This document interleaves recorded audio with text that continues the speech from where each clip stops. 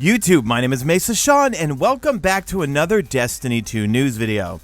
Alright folks, I've got a big one for you guys here today, because this is the This Week at Bungie we've all been waiting for, or at least most of us have, because Bungie unveiled a whole bunch of sandbox changes to various weapon types that will be coming up in Season of the Redacted, as they're putting it.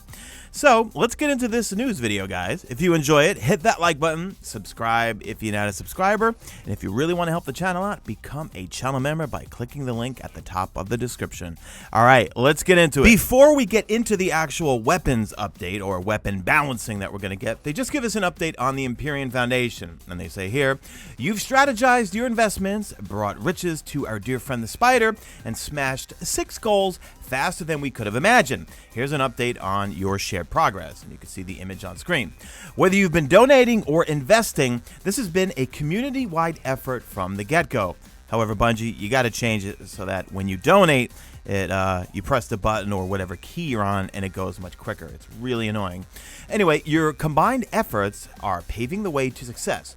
Soon, the final triumph for Savior title and a fancy new shader will be available for everyone, and it's all thanks to you.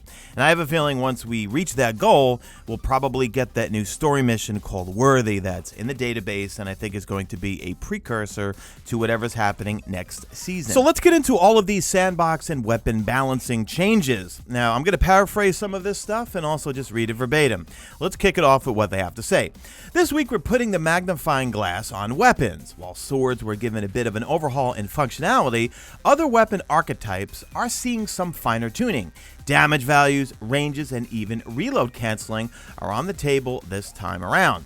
We know one of the first questions you will have in mind is this a Crucible-centric update, or will PvE get changes this season as well? Well, they continue. While the following changes will be available when the beginning of the Season of Redacted, some are in preparation for a new PvE challenge coming later in the season. Alright, let's speculate what that is. And you know what? Paul Tassi wrote an article last week thinking that if Trials comes back, maybe a revamped Prison of Elders or Challenge of Elders or something like that might be coming back too. I actually wouldn't mind it. I used to love that stuff. Anyway, let me read this here. A new Nightfall difficulty, officially dubbed Grandmaster, will test even the most proficient Guardians. We'll have details about this new ordeal in the coming weeks. But for now, we have information from the dev team on changes being made to ensure that we strike the right balance between challenge and reward. And I'll link that Paul Tassi article in the description. He does bring up some good points or some things that might lead you to believe that maybe Prison of Elders or Challenge of Elders might come along this next season, because it would kind of be fitting if, well, Trials is coming back, and, well, the House of Wolves was when Trials came out, we had Prison of Elders, and so forth. But I don't know. You speculate in the comment section. So the first thing on the table is going to be Izanagi's Burden. And they say since the removal of auto reload effects from Rally Barricade and Lunafaction boots, as well as the introduction of a catalyst for Izanagi's Burden, it seems a significant uptick in use. Yeah, namely me. I fell in love with Izanagi's Burden the last 6 months.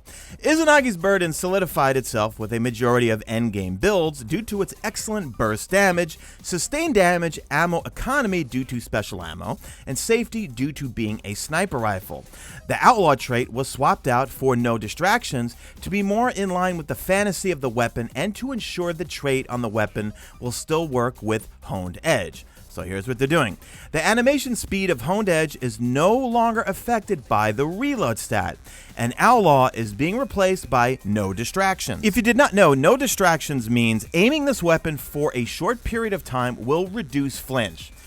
I don't know, I kind of find this a buzzkill. A lot of times doing the Garden of Salvation raid, I like to pick off that Cyclops and get the Outlaw to proc. And Outlaw is one of my favorite perks in the game, even though sometimes you do not want the Honed Edge to proc right away. Sometimes I just like using it as a sniper. So, I don't know. For me, that's a buzzkill right there. You sound off in the comment section. Do you agree with this change? This next one I am really not happy with, because they're basically nerfing sniper rifles. But let me go into detail here. They say here, we gave sniper rifles an increase in PvE damage back in Shadowkeep. I know, I love my beloved. That's my favorite sniper rifle in terms of legendary sniper rifles. We're removing that change for a few reasons. Sniper rifles have a lot of utility and safety due to their range, and the increased damage was giving them too much of a leg up on their closer range counterparts. That gulf only widens as the difficulty of any given encounter goes up. The direct changes to adaptive and rapid-fire snipers were to make the differences in the sub-archetype more impactful again, as well as to give some amount of parity with the adjustments to shotguns and fusions. So here's what they're doing to snipers. Damage to major enemies and above have been reduced to pre-Shadow Keep values, which is roughly 20%. Alright, that sucks. Adaptive snipers' precision multiplier has been reduced from 3.25 to 2.95. That sucks. Rapid fire snipers' base impact has been reduced from 100 damage to 90 damage. Alright, not a fan of that, guys. Not a fan of that. Next up on the chopping block is grenade launchers. And they say here, through a combination of archetype adjustments and new perks being introduced, grenade launchers have been quite powerful ever since Season of the Drifter. I know myself, I personally love my, this is redundant, I love my Love and Death grenade launcher from the moon. We've changed the aggressive frame sub-archetype to the rapid fire sub-archetype to be more in line with other weapons' established conventions and slightly reduce their effectiveness on powerful enemies to give other weapons some more breathing room. So here's what they're doing. Aggressive frame grenade launchers are now rapid frame grenade launchers, so they're completely changing the archetype. Now, rapid-fire frame grenade launchers have had their damage reduced to account for their rate of fire, which is 0.8 times, but now also have increased reserves. Previously, aggressive frame grenade launchers fired faster than adaptive, but had the same damage. Then lastly, damage to major enemies and above by power weapon grenade launchers reduced by about 10%. I don't know, not a fan of that because I like grenade launchers. You know, the two weapons that I never used in year 2 that I used in year 3 are grenade launchers and snipers, and now they're nerfing both. So, all right, not a fan, but we're moving on to Lord of Wolves. So with Lord of Wolves, to ease the use granted by the changes to release the wolves made it very difficult to approach and made the margin of error extremely large. We've pushed the two states apart via accuracy to ensure that the default state is the norm rather than the exception. With this change, release the wolves should be used at extremely close ranges against large targets instead of just being a better version of the default behavior. So the change they're making, release the wolves, now significantly reduces this weapon's accuracy while active. So in a nutshell, you got to be really, really close. Next up, the exotic hand cannon, the last word, is getting some changes to it. And they say here, when reintroduced in Season of the Forge, the last word became quite dominant due to its extremely forgiving maximum time to kill. We're adjusting the way the weapon works to focus it back as a hip-fire based weapon, while also improving that side of the experience for both controller and mouse and keyboard inputs. We also made it a little less forgiving so that you still have to concentrate on your aim while wielding the weapon. So here's what they're doing. Fanfire now will adjust the precision scalar while hip firing. Fanfire impact values have also been adjusted. So precision hip/ADS have been adjusted from 67.95/67.95 to 68.27/52.2. So the ADS is going to take a dramatic hit, but the actual precision is going to go up a little bit from 67 to 68. Not too much though. Non-precision hip/ADS adjusted from 50.01/50.01 to 38/38. So not a big deal there. Aiming down sights no longer provides additional effective range, meaning damage fall off. Reduced stability for mouse and keyboard input. Reduced the effective range, so it's taken a range nerf there. Then lastly, they're going to change up the aim assist with it.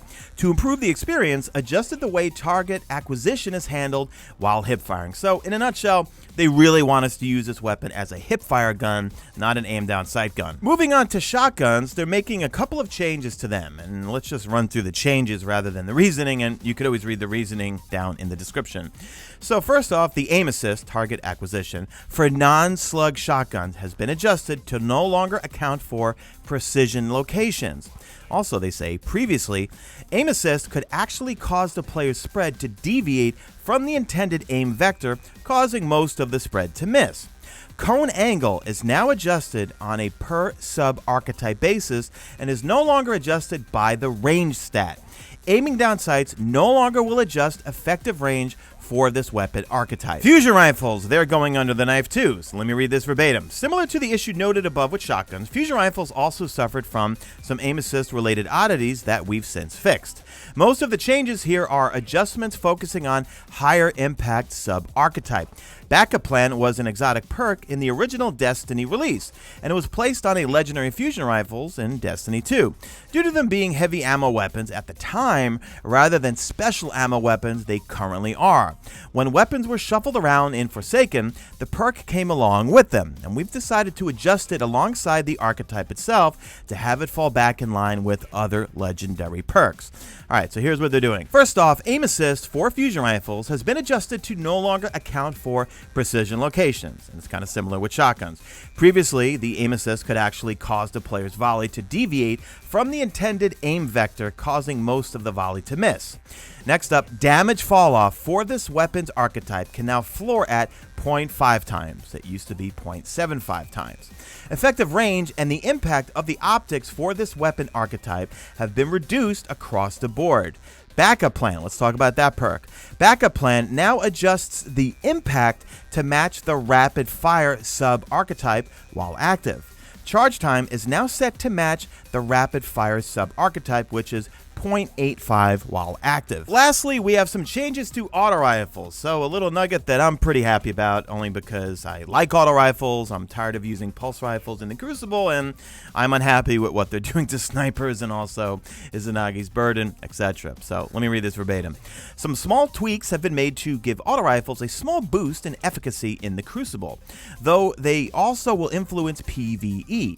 The nature of the way Destiny is played tends to have semi-auto based weaponry to be more effective in general, so we're compensating for that with these tweaks. These are fairly modest changes to give auto rifles more of a chance in an open fight without attempting to drag the time to kill of the entire game down. So here are the changes. Let me throw this on screen again here. So the following impact values have changed. So for high impact frames, it looks like we're going from 22/35.2 for default/precision. Used to be 22/33. For precision frame, it was 17/27.2 for default/precision. Used to be 17/25.5. Adaptive frame auto rifles, 15.75/25.2. Used to be 13.75/22. And lastly, rapid fire frame, 13.4/20.1. It used to be 12.5/18.75. And they say here that these are just some of the biggest changes coming to weapons, but be sure to check out the official patch notes in early March for the full list. We also have a preview of exotic armor changes, along with some tuning to your supers and abilities in the coming weeks. So hopefully we'll have that in the next few weeks. At the end of the This Week at Bungie, Dylan does a little teaser here. While all of this has been happening, Osiris confronted an old ally, and he puts a question mark there, to provoke them to pick a side. Have you seen the new cinematic in the game? It's out there. In the weeks to come, your victory over the Red Legion on Mercury will be complete. A new season is on rapid approach, and with it comes new mysteries, threats, and activities to plunder for rewards. If you're enjoying those obelisks, you still have time to farm their residence levels and weapon bounties before the next season begins. We will share more with you real soon. All right, guys, so sound off in the comment section. What do you think of all of these changes? I'm not happy about, what I said before.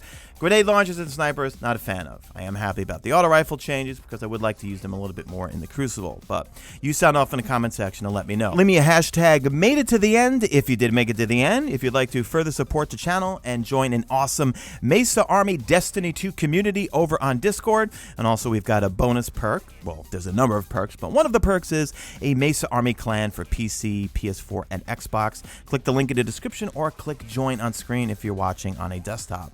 All right, guys, drop a like on this video only if you see fit. Follow me on Twitter at MesaSean. Check out my stream. You usually know it's on YouTube, and that's it. I am out of here like Vladimir.